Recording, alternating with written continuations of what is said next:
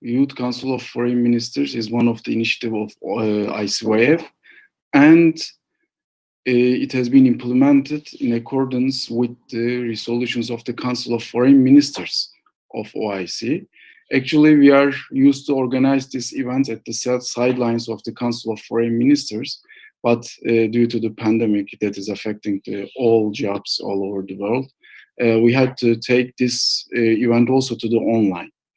And today is a very special day at the Youth Council of Foreign Ministers of OIC. And it is the Al-Quds Committee, and we're going to discuss the Arab-Israeli conflict and latest developments.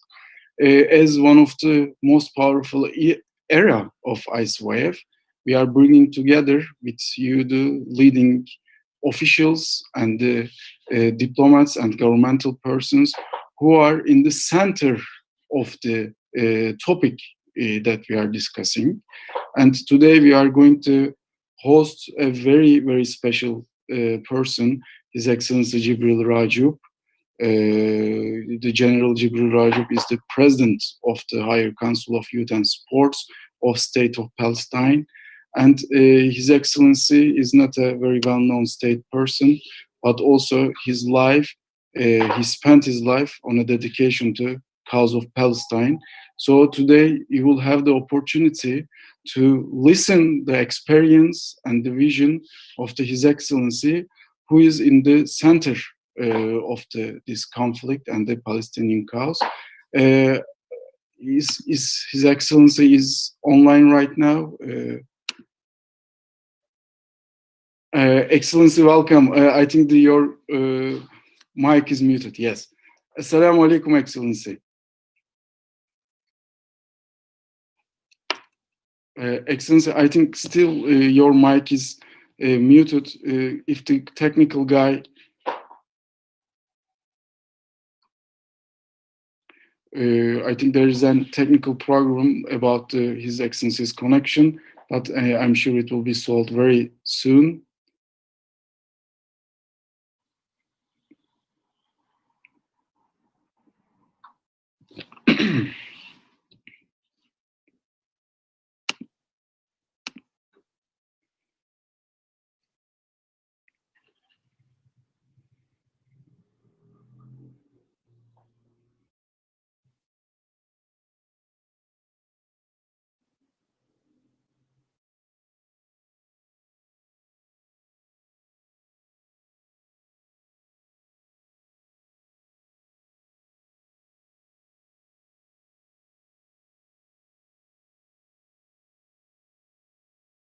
We are honored with your presence here today at the very important simulation programs, and in which now the team, are 150 selected participants, and we are 150 participants from 52 countries, and we are pursuing them as the future diplomat candidates, and the future diplomat of their respective countries.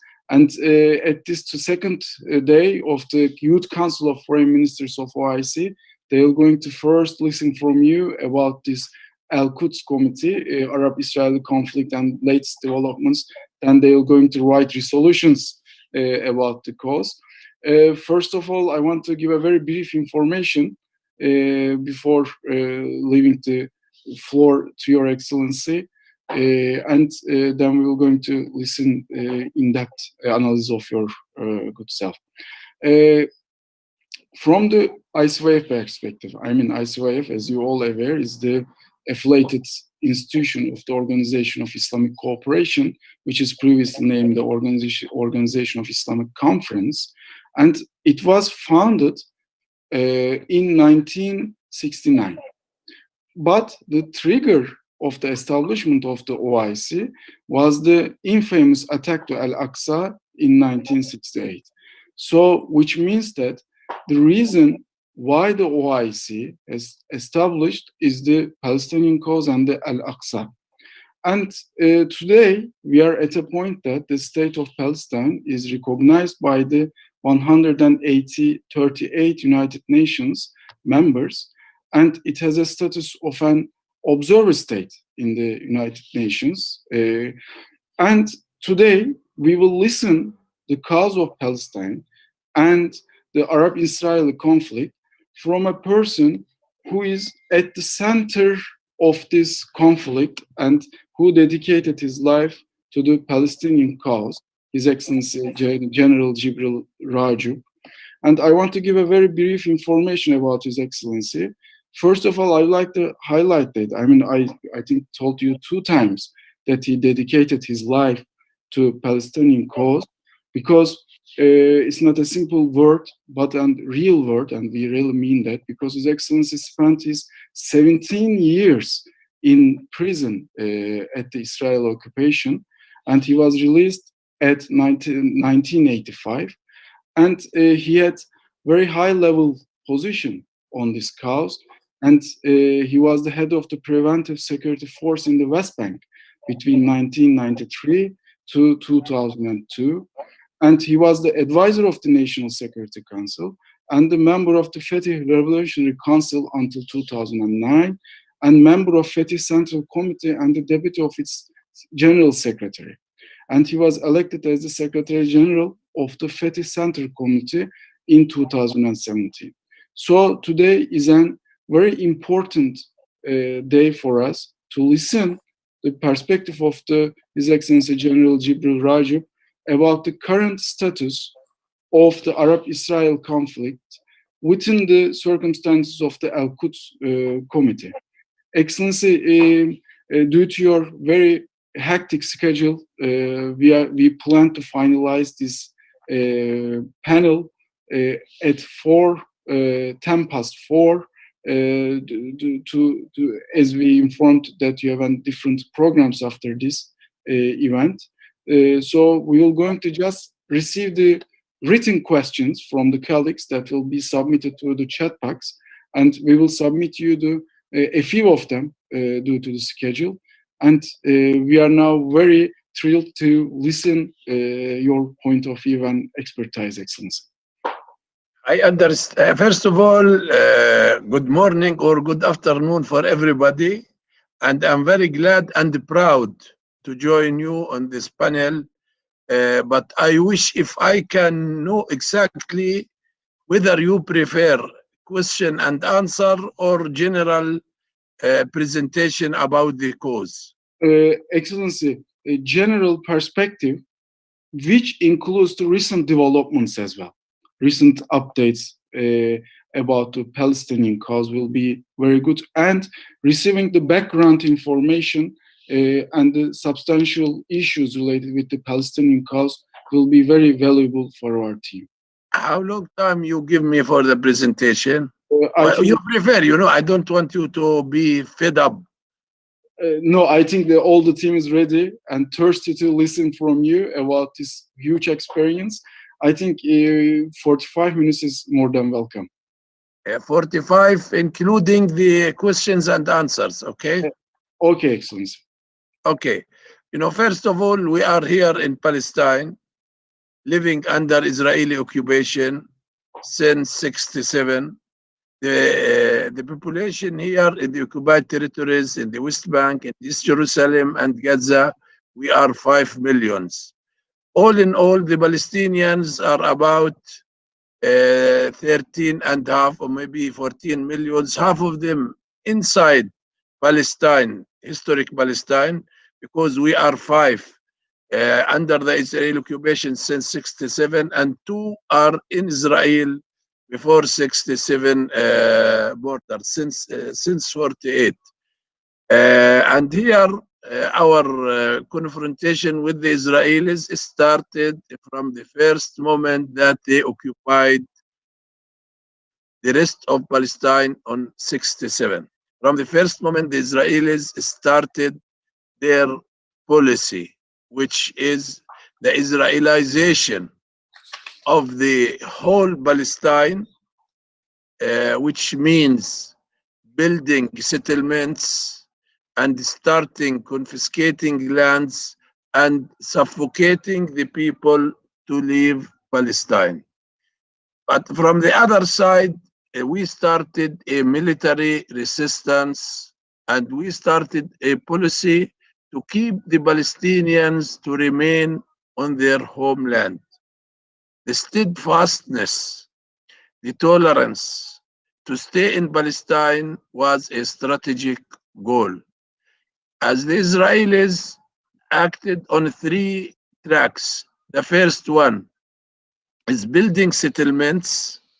The second one is suffocating the people. They were treating us through their hatred and enmity as to push us to leave the country.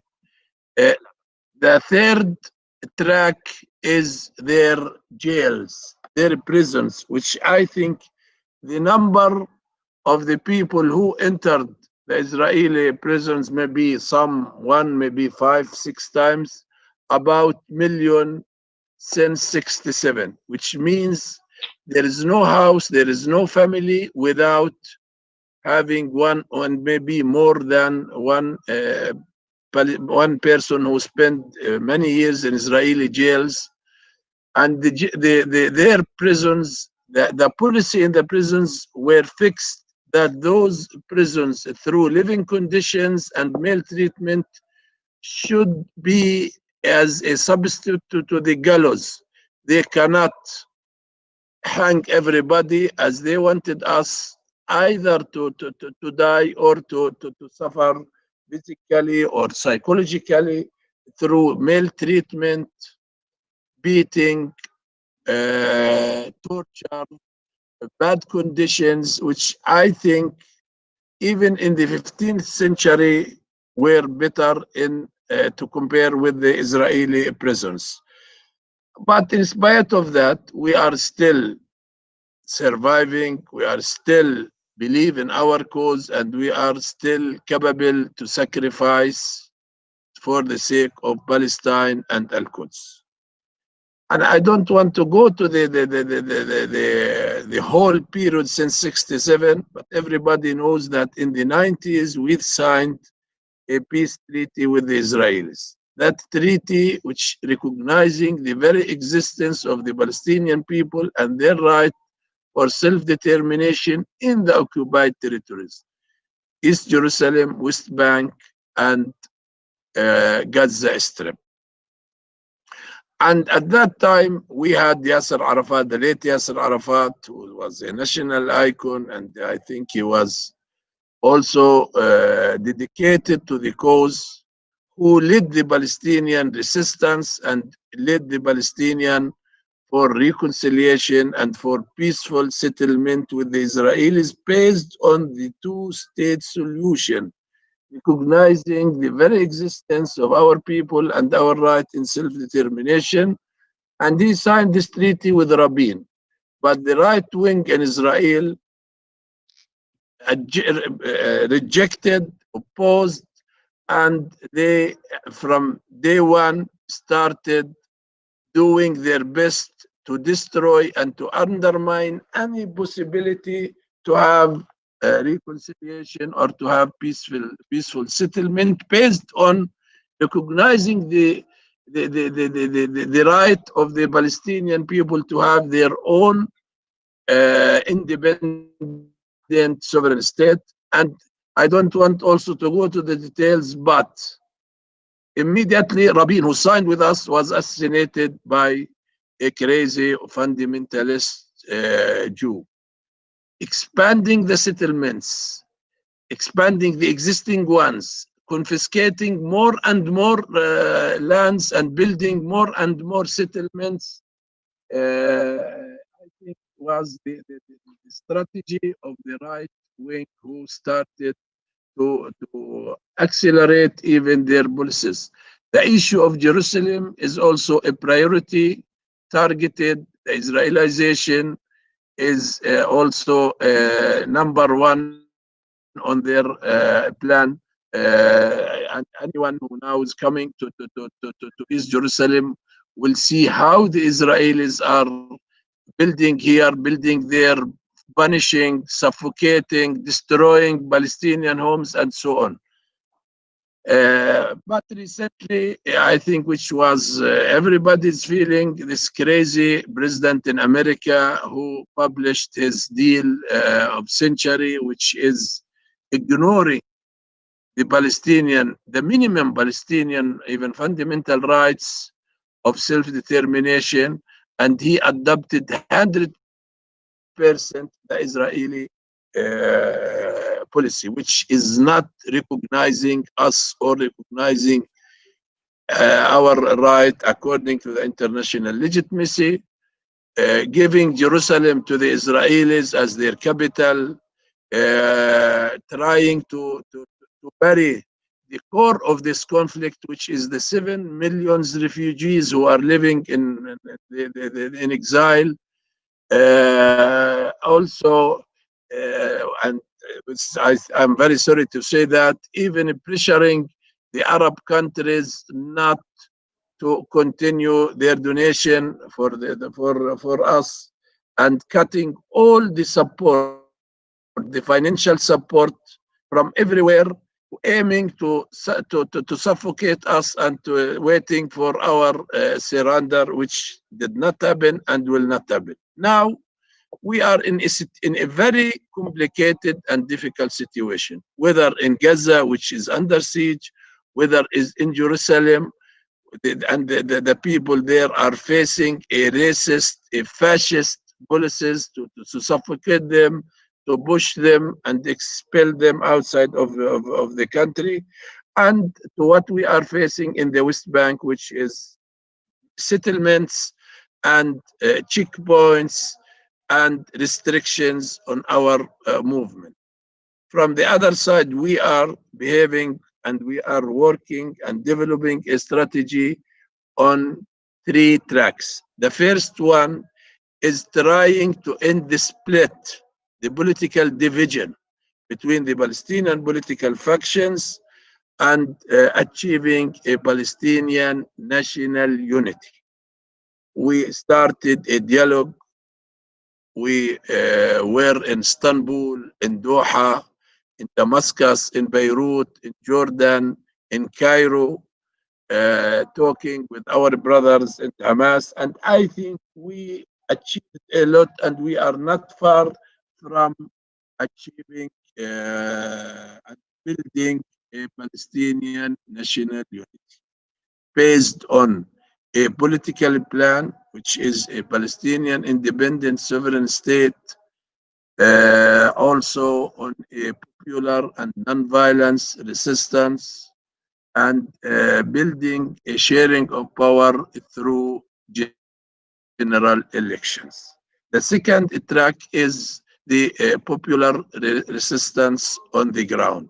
The third is we are trying and we are knocking all the doors of all countries, Arabs, Muslims, Europeans, Asia, Africa, Latin America, to convince them to support us wherever we go and how much and wherever they can support us. Now we have a new administration in America. We don't have high expectations, but everybody believe that Trump tried to destroy the international system, violated all international legitimacies in dealing with our conflict with the Israelis, destroying all the agreements, all the principles of the international legitimacy. We think that, and we believe, and this is not, something secret, that the democratic or Biden's policies is totally different from this crazy racist Trump. From our side, we are trying to do our homework by developing the process of national unity, national reconciliation, but this national unity also is recognizing the international legitimacy as term of reference to settle the conflict. And at the same time, trying to recruit all the Arabs and the Muslims to support us to either financially or the political level. But also we have this new development, which is the normalization with some Arab or Muslim countries, which is contributing nothing to our cause. The contrary, this will give the right wing, the fascist Israeli government a gift for nothing. The Israeli government or the current Israeli government is denying the right of the Palestinian people for self-determination, is not recognizing any resolution of the UN relevant to the Palestinian-Israeli conflict, and we think a normalizing relationship between some Arab or Muslim countries is a shame, and it's contributing and doing nothing to our cause. But in spite of that, we have no other choice to continue our struggle, to continue our resistance, to, to stay in Palestine and not to raise a white flag to anyone. We hope that the new American administration conclude the right conclusion, recognize the very existence of our people, our right in self-determination, and understand that the emergence of a Palestinian independent state is a necessity for regional stability, for regional security, and for global peace. This is what I can say now in brief, and I am ready to answer questions as long as you are 150 and from 52 countries. I think you have a lot of questions, and I am ready for any question. And thank you. Excellency, thank you very much for sharing this in-depth experience and the background information and the today's status, along with the future prospects and about the Palestinian cause. We received several questions, and before switching to questions, I would like to highlight one point. As the youth institution of OIC, Palestinian issue and Al-Quds is in the center for ICYF. And in this regard, we are organizing lots of events for the Palestinian youth and with the Palestinian youth as well. For instance, 2018 was the Al-Quds Youth Capital, which is announced by ICYF. We organized several events, and one of the key points, one of the historical achievements of this youth capital was the establishment of the National Youth Council, and we are sure that we will organize the General Assembly of the National Youth Council altogether under the patronage of His Excellency Jibril Rajub again. And we got lots of questions, and I'd like to start from the Govin Nigobanzia, so sorry for the pronunciation, who is from the Uganda. The question is, Excellency, Your Excellency, how can the youth from Palestine be integrated with others from Muslim nations to increase access to opportunities and their contribution to their country? I beg your pardon, brother? The question is, Excellency, from Uganda, is that how can the youth from Palestine be integrated with others from Muslim nations to increase access to opportunities and the contribution to their country? So what are these asking that, what are the ways of the Palestinian youth to integrate with the other Muslim nations to reach the opportunities and the creating contribution to their own country? First of all, I think that our organization, and you know better than anyone else, tried during the last years and still trying and doing your best to build the bridge between the Palestinian youth in general and the Palestinian youth in Al-Quds Sharif with the rest of the Islamic countries. I appreciate that, and I think this is a good tool to integrate the Palestinian youth with the rest of the youth all over the Islamic countries, either through a direct or indirect dialogue. Now with this corona, I think exchanging visits and so on, but the Zoom, the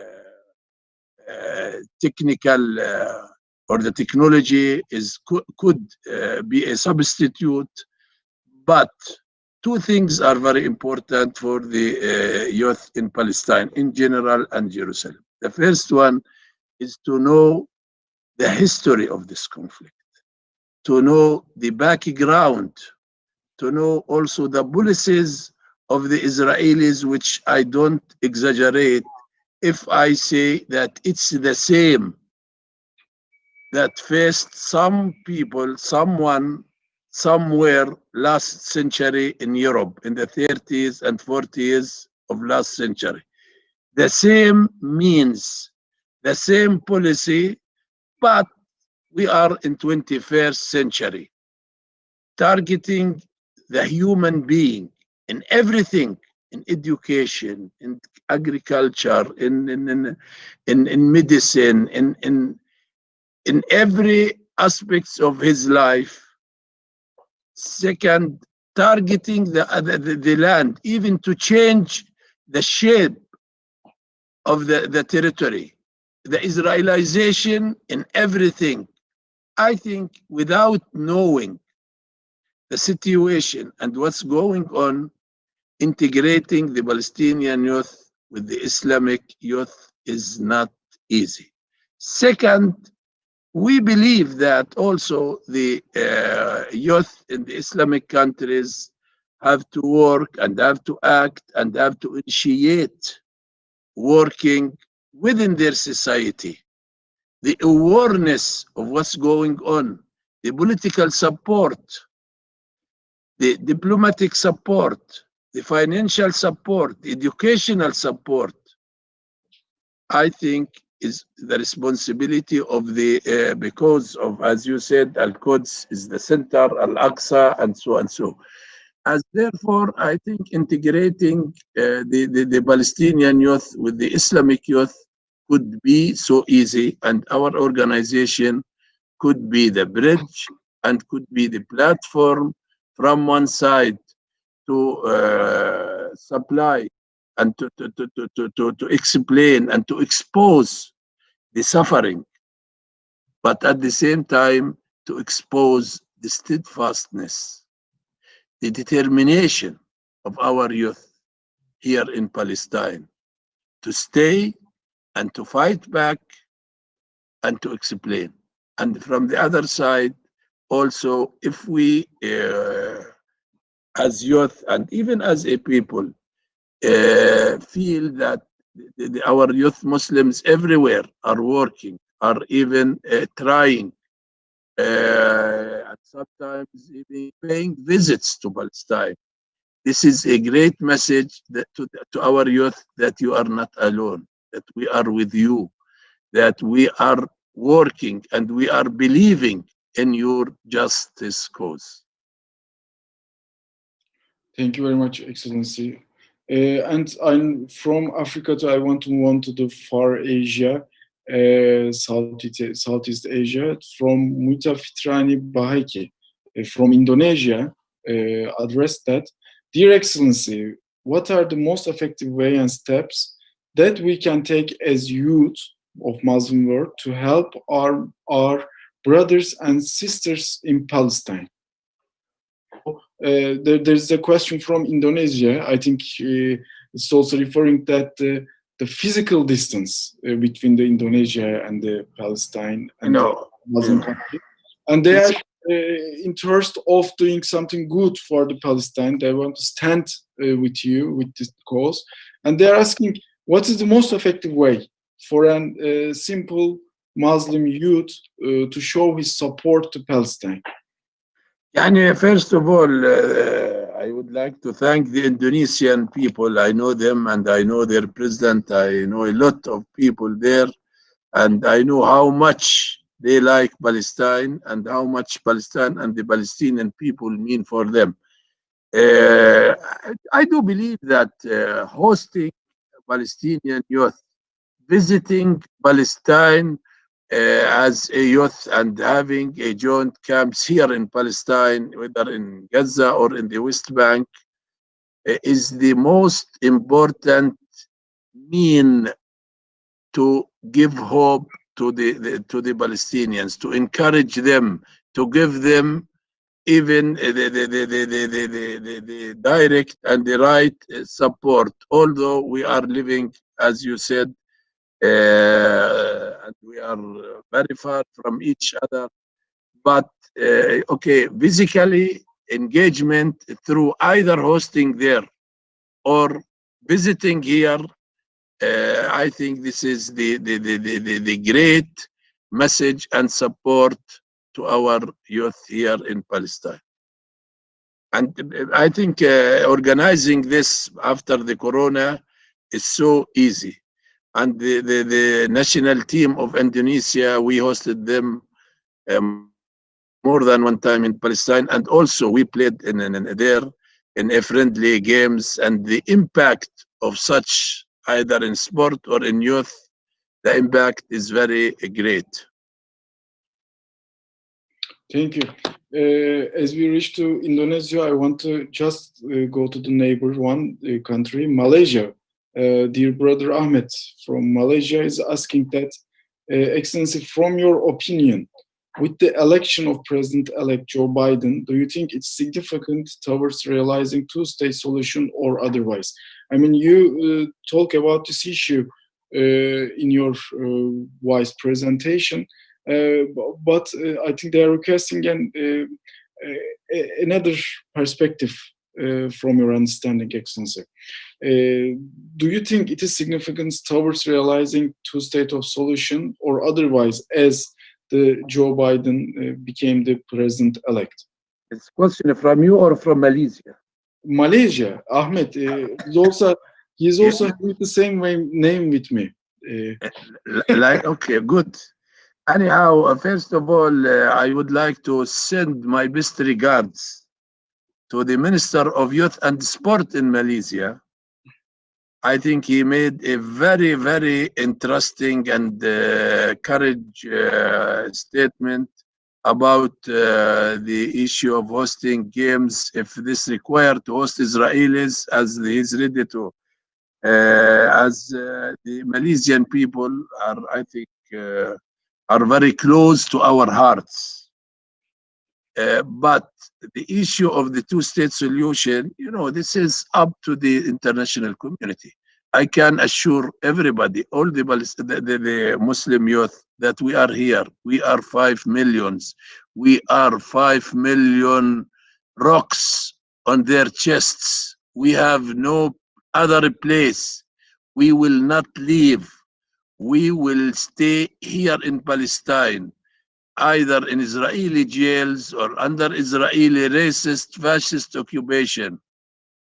And settling this conflict, the emergence of a Palestinian independent state, sovereign state, on the occupied territories in 1967, recognized by the international community, recognized by everybody except by this fascist, new Nazist Israeli government, I think is the only game on town.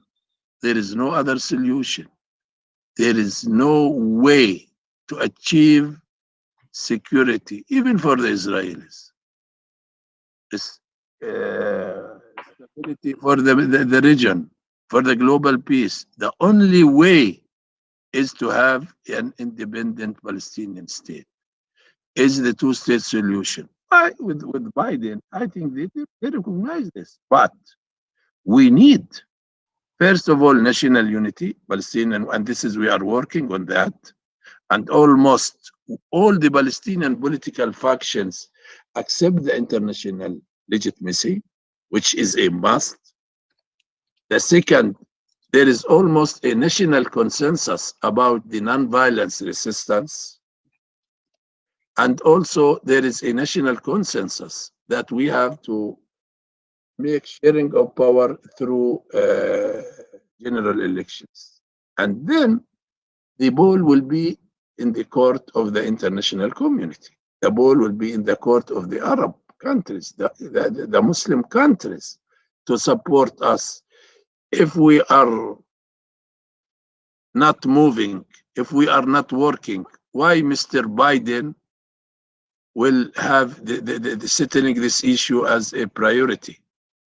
Unfortunately, some Arab countries, are ignoring. And they gave up, and they could not defend even their commitment, the Arab initiative, the UN resolution, and so on. But in spite of that, we think that the Biden administration do believe, and even they make it on public, that the two-state solution is the only way to make business in this conflict. Through negotiations, and we have no problem to start negotiation, but the term of reference is the international legitimacy, not Bibi Netanyahu's plan. And everybody knows that we cut all relations with the ex-administration. With this new administration, we are ready to open a dialogue and to establish contacts with them, as we think. But also it's up to us and to the Muslims and to the Arabs and to everybody. We believe that the two-state solution for Biden was part of his platform in his campaign in America. And also he almost said that he will remove this deal of century of this crazy Trump.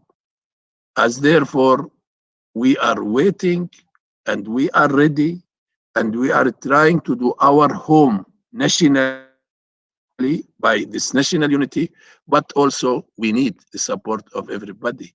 We need the Arab countries, the Muslim countries, the Europeans. Almost there is a consensus, and everybody could test it by rejecting the Trump crazy plan, which is targeting to liquidate our cause. As we hope that Mr. Biden will start by the right step, raising a red card to the Israelis to stop their settlements, to stop their policies restricting our movement, and to start or to push the Israelis to recognize and accept the international legitimacy as term of reference to settle this conflict, rather than their crazy, which is not even recognizing our very existence. And they think that Palestine, from the Mediterranean to the Jordanian river is belonging to the Jews, which is, in spite of that, even if you want to compare the Jews and the non-Jews in historic Palestine are 50 plus 1 or minus 1 Jews and non-Jews in this territory. As the only way to make business for everybody is to make the two-state solution. From our side, no way, no compromise, no white flag, no surrender to any solution if the solution will not include the emergence of our own political entity with East Jerusalem as its capital. and also to settle the core of this conflict, which is the issue of the refugees who are living all over the world, and the settlement of their issue should be according to 194 UN resolution. Yes. Excellency, at that point, as you wise mentioned, I'd like to also request your comment about the fact, yes, the Muslim population is Palestine, is the main suffering, having the main sufferings due to the occupation, but also the Christian minorities and the others minorities are also suffering from that occupation, doesn't they? Excuse me, I can say in Palestine, Christians and Muslims, we are one family. Believe me that you cannot, the issue of tolerance and this is, we fought together, the martyrs, Christians, Muslims, and this is not an issue. But also the Israelis are targeting everybody, Muslims and the Christians. But among us, the issue of Christians and Muslims is not a problem at all. We have Christians in the legislative council, in the government. I think at least there are 4 Christians ministers in our the diplomatic missions. This is internally, it's not an issue, but also the Israelis are targeting them and targeting the Christian shrines in Jerusalem and in Bethlehem.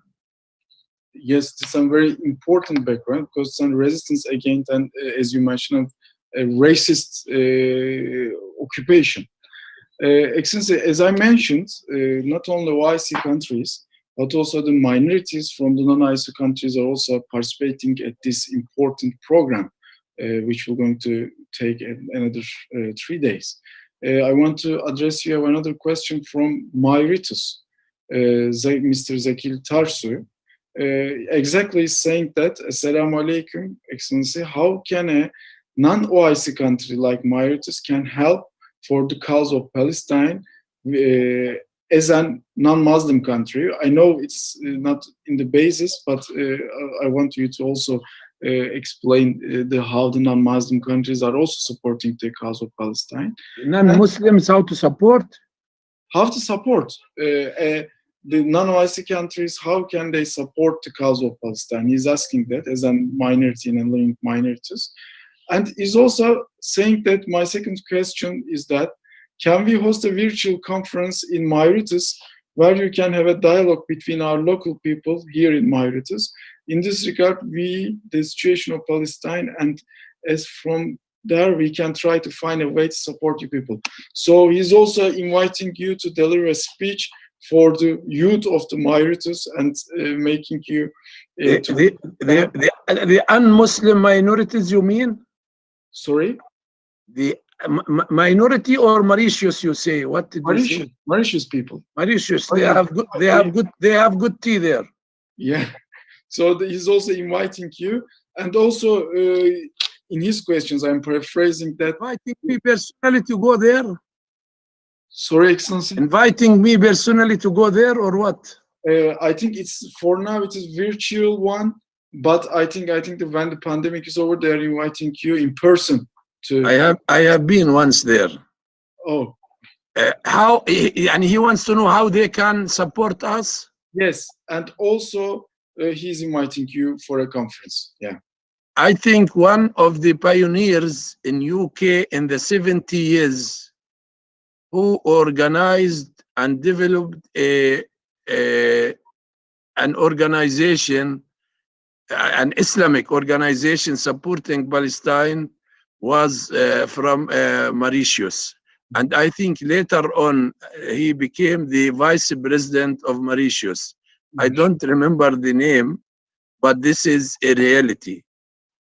We have legacy to work together and to support us. And I think it's the same, like Indonesia or Malaysia or Turkey or Azerbaijan or any other Islamic or not, or even not Islamic country, because the issue of the human rights, the right of self-determination, the global peace, the global stability depends on settling the conflict in the Middle East. In the Middle East, we have everything. We have Makki and we have Al-Quds.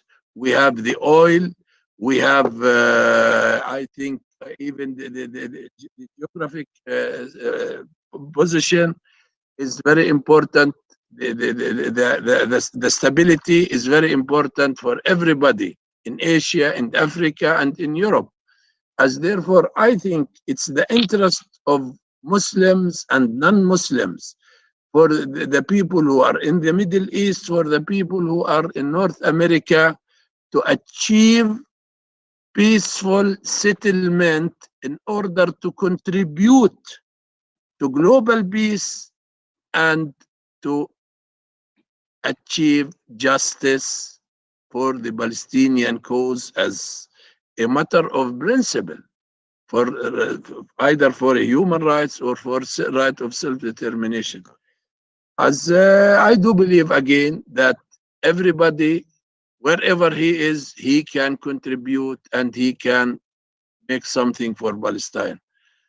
Going there, coming here, as I said at the beginning, coming to Palestine, visiting Palestine, believe me, is a great message. It's giving a hope to our youth not to lose hope, and losing hope is very dangerous. Losing hope means going to do something that we don't like anyone to do. Yes, Excellency, this is one important point I want to reiterate. The visiting the Aqsa, visiting the Quds, visiting the Palestine is one of the tasks for our youth and our people. And this is some very, very important issue. Excellency, I think we are already over the time that we promised. And thank you very much for joining us in your tight schedule. And we are very glad to have you again here, and hoping to meet with you again in the Palestine as we did previously. And we want to revisit again these holy lands and our beloved Palestine. And as I said, the Palestine cause and Al-Quds will remain the central issue for ICYF, and we are going to also go on implementing our projects for the youth empowerment in the different fields, not only diplomatic trainings, but also the recent developments again, like the economic empowerment of the Palestinian youth. And thank you very much for joining us. Brother. Best regards to our President Taha and to everybody. And also I would appreciate all the participants and their commitment, their kindness.